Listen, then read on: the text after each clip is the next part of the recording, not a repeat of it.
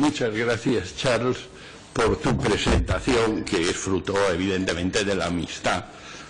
Y una amistad que ahora nuestras tareas académicas nos van permitiendo cultivar de cuando en cuando, no tanto como nos gustaría, pero nos van permitiendo cultivar, y quiero darte las gracias no solo por la presentación, sino por el esfuerzo que has hecho dándote un madrugón para venir de Madrid a hacerla.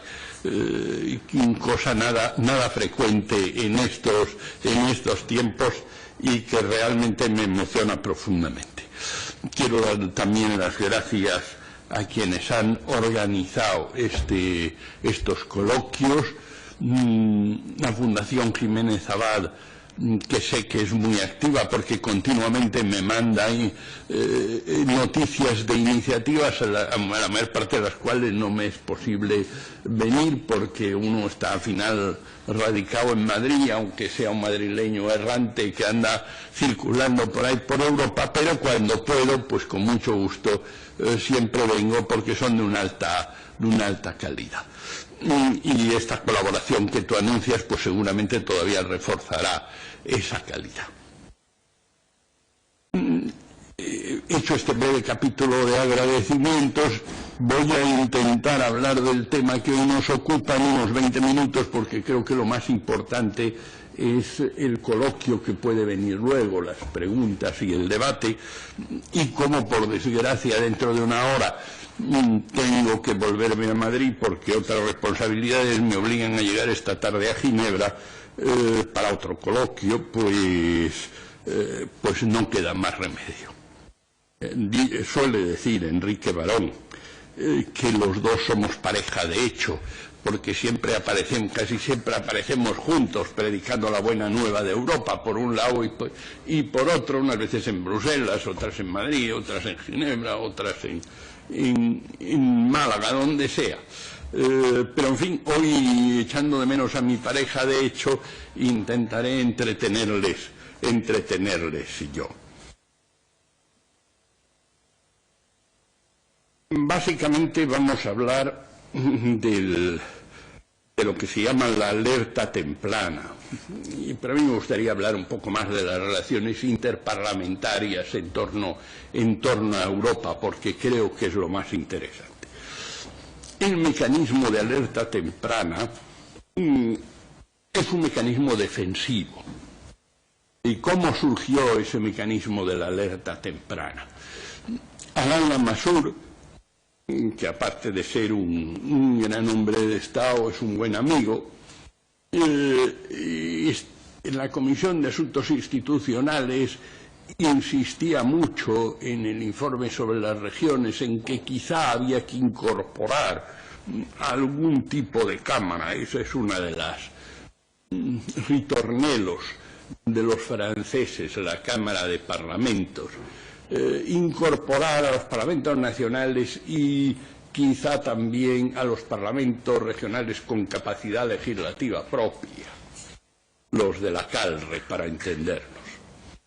Bueno, y un día Íñigo y yo, yendo a la comisión por la mañana por los pasillos, me dice Íñigo: oye, José María, que hay que inventar algo para contentar a Alain y que no nos meta esta historia de otra cámara más. ¿Qué puede ser? A mí se me ha ocurrido esta noche un tema que puede ser como la tarjeta amarilla de los partidos de fútbol, y me explicó el sistema. Pues me parece una idea excelente, pues vamos a propugnarla, y la fuimos propugnando.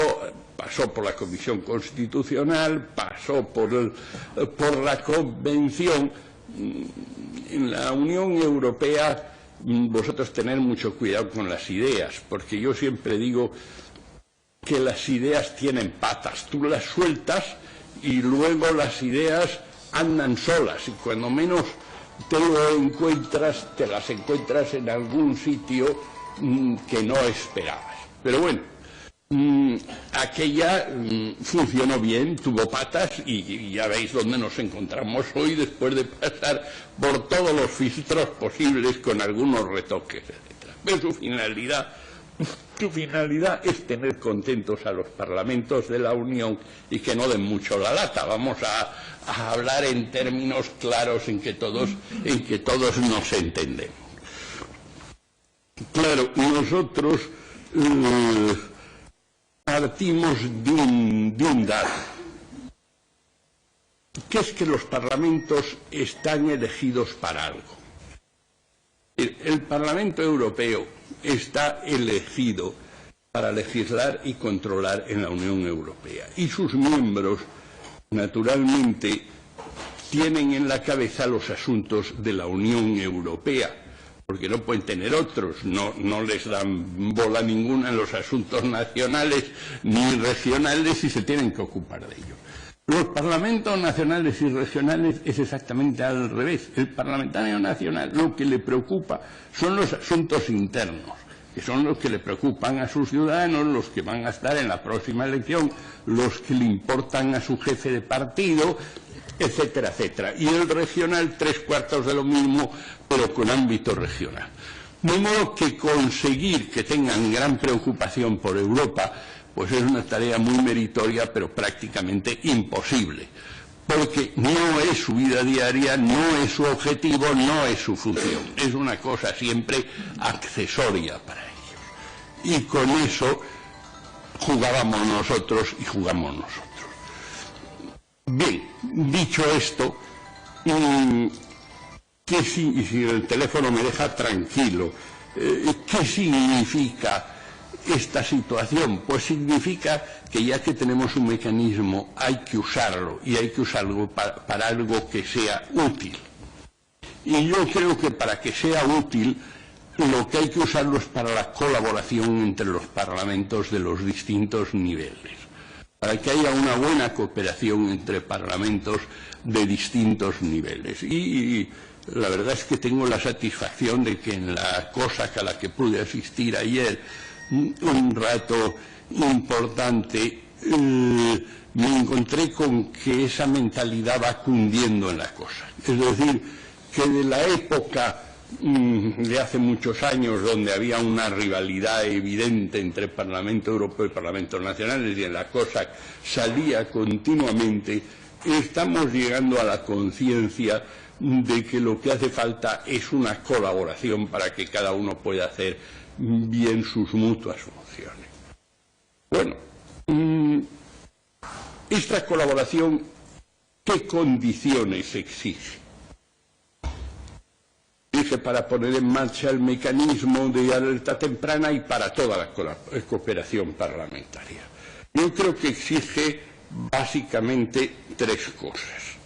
La primera, la lealtad institucional o constitucional, es decir, no se puede colaborar con otra institución si no hay un mínimo de lealtad entre ellas, si lo que se va es a robarle competencias, a competir, a discutir por los más nimios detalles. Hace falta una actitud de cooperación interinstitucional, la cual exige a su vez un respeto de las competencias. Lo oí varias veces en la cosa. Cada uno tenemos nuestras competencias, por tanto, podemos colaborar si cada uno respetamos nuestras correspondientes competencias. Y además, es lo que generalmente solemos hacer menos mal. Si hacemos las competencias del prójimo, realmente las desempeñamos muy mal, no lo conseguimos. Pero las propias las conocemos y si las respetamos puede uno colaborar. Y tercer dato, la necesidad de estar convencidos de que el otro no es algo que te lleva a lo que tú quieres, es alguien que te aporta cosas que tú necesitas. Que es en el fondo la filosofía de la Unión Europea. La filosofía de la Unión Europea la tenéis en las memorias de Monnet, el día que Monnet reunió a los diplomáticos de los 6, inmediatamente después de la declaración del 9 de mayo, y les echó un discursito en el cual les dijo: miren ustedes, aquí lo que tenemos que hacer es aprender a ganar todos unos para los otros, en lugar de ganar a costa de los otros. Dijo, ese es un discurso que toda la vida tuve que repetir a los diplomáticos porque están formados en la mentalidad contraria. Negociar a costa del otro en vez de negociar para ganar con el otro. Y la Unión Europea es fruto de ese cambio copernicano de mentalidad. Y si no, no funciona, no puede carburar. Puede carburar, lo acabamos de ver en lo que está pasando en este último mes. Puede carburar cuando los europeos nos damos cuenta que necesitamos a los demás y que trabajando con los demás podemos ganar. Cuando hay una crisis económica, si nos dedicamos a predicar a los demás lo que han hecho mal y a decir que no los necesitamos y que se vayan, lo único que hacemos es crearnos problemas a nosotros mismos. Si funcionamos desde un espíritu de solidaridad, de responsabilizarte de que el otro salga del hoyo, tú también sales del hoyo. Esa es la filosofía de la Unión Europea, que hay que repetir siempre, siempre, siempre, porque es generalmente lo contrario de lo que hay. Y además, curiosamente, lo que, por ejemplo, a los anglosajones les cuesta más admitir, puesto que ellos parten de la base de que la Unión Europea es un sitio donde hay que hacer negocio, es una especie de zoco donde tú vas, vendes lo que tienes y sacas lo más que puedes y te vas. Siendo así que la filosofía no es esa, la filosofía es quedarte como te quedas en una sociedad, en una compañía, para ganar dinero con los demás. Bien, todo esto con realismo. Es decir, 27 parlamentos nacionales no pueden, ni científicamente, ni en la realidad, controlar unas instituciones únicas. Cuando a mí me dicen, es que los parlamentos nacionales tienen que controlar las instituciones europeas porque son los únicos que tienen la legitimidad directa. Bueno, no entro nunca a discutir si el Parlamento Europeo tiene la misma legitimidad directa o no las tiene. Les digo algo tan sencillo como esto, que en España se entiende siempre. ¿Vosotros creéis que el control del gobierno español lo pueden hacer los 17 parlamentos de comunidades autónomas más los 2 de Ceuta y Melilla? ¿Cómo sería ese control? ¿O el control de los gobiernos regionales los van a hacer los ayuntamientos? Claro, evidentemente eso es imposible. Es decir, un control de instituciones únicas y concentradas no los pueden hacer asambleas dispersas y que no tienen ningún medio de hacer una voluntad común. Por lo tanto, ese dicho, que en muchos aspectos de la Unión Europea ha tenido mucha fortuna, es simplemente la expresión de una imposibilidad. No hay manera de que muchos parlamentos dispersos controlen una sola institución. Tiene que ser solo un parlamento el que controle una institución. Por tanto, es evidente que hace falta realismo. Lo que pueden esos parlamentos dispersos, pueden y deben, es hacer el control de la aplicación de esas decisiones únicas. Es decir, los parlamentos nacionales no podrán tomar las decisiones sobre las grandes líneas de la política económica. Esas las propondrá la Comisión. El Parlamento podrá controlar esa fase de propuestas, el Parlamento Europeo, luego las decidirá el Consejo Europeo, al que no controla el Parlamento Europeo, pero esas decisiones, que son unas decisiones muy generales y de principio, luego hay que ejecutarlas en cada país miembro, lo cual supone un proyecto de ley o un decreto ley, como acabamos de ver en España. Y es el control del Parlamento Nacional. Lo ejerce o no lo ejerce según el gobierno de turno lo acepta o no. Pero es la ejecución fundamental, porque claro, el Consejo Europeo puede decir, mire, usted tiene que reducir 17.000 millones de euros sus gastos. Ahora, decidir si eso es a costa de las pensiones, es a costa de los salarios de los funcionarios, o es a costa de suprimir ministerios, o es a costa de lo que sea, eso lo deciden los correspondientes gobiernos nacionales y sus mayorías parlamentarias. Luego es el control de los parlamentos nacionales y solo ellos lo pueden hacer. Y son decisiones de primera magnitud. No son simplemente decisiones de coger una directiva y transponerla más o menos. No, no. Son decisiones de ejecutar y de darle forma efectiva a instrucciones políticas que vienen de las instituciones europeas. Bien, por tanto, con eso se participa en la dirección de la política europea. Ni un país. Mucho más que con una tarjeta roja o amarilla, etcétera. Eso es estar en la organización del juego, en la estrategia. No es estar simplemente de árbitro que hace respetar unos límites enseñando una tarjeta de un determinado color, que es lo que es el procedimiento de alerta temprana. Es decir, el procedimiento de alerta temprana es un procedimiento de observancia de límites. Y por tanto lo que hay que pedir es que se use lo menos posible. Hay en este momento algunos parlamentos que están muy nerviosos, como las novias antes del matrimonio, deseando utilizar el procedimiento de alerta temprana. Bueno, ya se cansarán. Realmente se darán cuenta de que el procedimiento de alerta temprana está para hacer observar límites, pero no sirve para gobernar. El árbitro no dirige el partido más que obligando a que se respeten las reglas. Los que hacen que se juegue bien o se juegue mal de esta manera o del otro son los entrenadores y los jugadores, no el que saca las correspondientes tarjetas. Y en el procedimiento de alerta temprana pasa lo mismo. Lo que hay que pedir es que se use lo menos posible, porque quiere decir eso que las reglas se respetan verdaderamente bien y en la mayoría de los casos. Y en una excepción hay que llamar la atención y hay que sacar la tarjeta. Bien.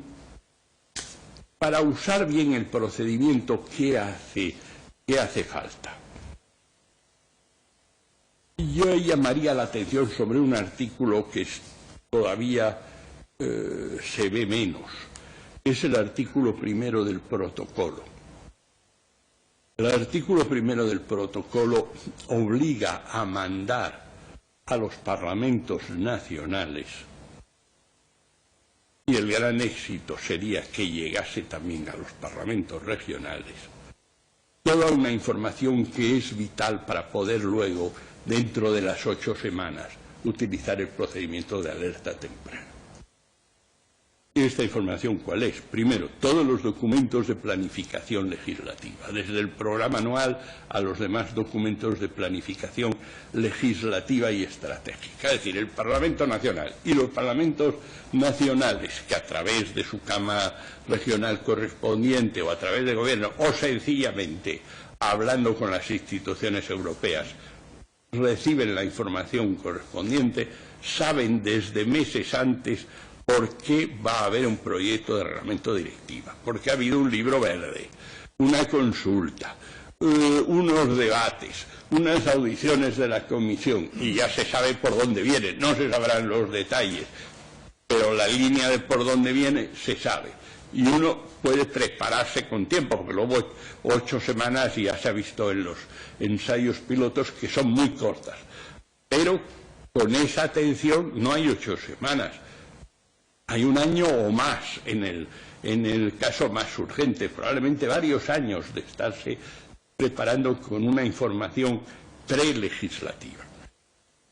A los parlamentos regionales eso además debería poder servirles para alertar a sus cámaras que tienen que utilizar después la tarjeta amarilla. Es decir, si saben bien lo que va a venir, pueden avisar a la comisión mixta Ojo, que aquí va a venir un proyecto de directiva o de reglamento que a nuestro juicio está vulnerando el principio de subsidiariedad y nos está cercenando competencias que tenemos reconocidas por la Constitución y por los tratados. No se dejen ustedes pasar el plazo. Desde ahora les estamos avisando de que viene el nublado y en cuanto salga publicada vamos a invitarles a que hagan uso de eso. Pero si tú te dejas pasar esa información prelegislativa y esperas a que en 8 semanas lo reciba la comisión competente, comisión mixta, te lo reenvíe, te dé 2 semanas para que te reúnas y hagas el correspondiente dictamen, porque no hay tiempo para más, porque luego hay que sintetizarlos y hay que mandarlos, pues entonces naturalmente que te coge el toro, porque el tiempo es excesivamente pequeño. Por tanto, llamo la atención, la información prelegislativa es vital, lo cual quiere decir que las comisiones competentes u órganos que tengan los parlamentos regionales tienen que seguir la actualidad europea al día. No es tan complicado. Hay desde revistas como Europa o European News hasta la recepción hoy en día por medios electrónicos de todo lo que va produciendo la Comisión. El problema es leerlo todo y seleccionar lo que verdaderamente importa, o lo que va produciendo el Parlamento o las demás instituciones comunitarias. Pero eso hay que hacerlo. Eso hay que hacerlo. Si no, es alguien al que el aguacero te coge sin paraguas y naturalmente te inunda y te deja hecho una porquería. Si eso se puede hacer, se establecería algo que la COSAC está empezando a pedir y que a mí me parece que es muy importante. Es el establecimiento de una red parlamentaria en Europa. Es decir, una colaboración permanente entre parlamentos de los 3 niveles, sin meterse cada uno en las competencias del otro, ejercitando las suyas, pero teniendo una información completa y al día y naturalmente pudiendo discutirla y intercambiar posiciones con los demás parlamentos de la red. Para eso sirve una red, y concretamente una red parlamentaria. Sirve para una mucho mejor información y al mismo tiempo para poder debatir con tiempo posiciones, saber cuántos están en la misma línea, cuántos no están, etcétera. Y ese es el principal desafío que ahora tenemos para poder establecer el procedimiento de alerta temprana y todo lo que son relaciones entre parlamentos en la Unión Europea. Brok recordaba ayer que el Tratado de Lisboa cambia una característica de la Unión, que de tener un predominio intergubernamental está pasando a tener un predominio parlamentario, por el aumento de funciones del Parlamento Europeo y de los parlamentos nacionales. Bueno, pues a eso solo se puede responder teniendo una buena red parlamentaria. Y esta sería la conclusión de esta charla de hoy. El que estamos llegando al momento, o hemos llegado al momento, en que hay que ponerse las pilas y hay que empezar a establecer un buen sistema de contactos con los demás parlamentos, un buen sistema de información exhaustiva, un buen sistema para disponer de elementos de reflexión que siempre hacen falta, y un buen sistema para llegar a tiempo. Y como he dicho que iba a intervenir 20 minutos y me parece que estamos en los 20 minutos y los expresidentes tenemos una cierta obsesión por respetar los tiempos, me paro aquí para que pueda completarse estas reflexiones con las que salgan del coloquio y que a ustedes les parezca bien. Gracias. Gracias, José María.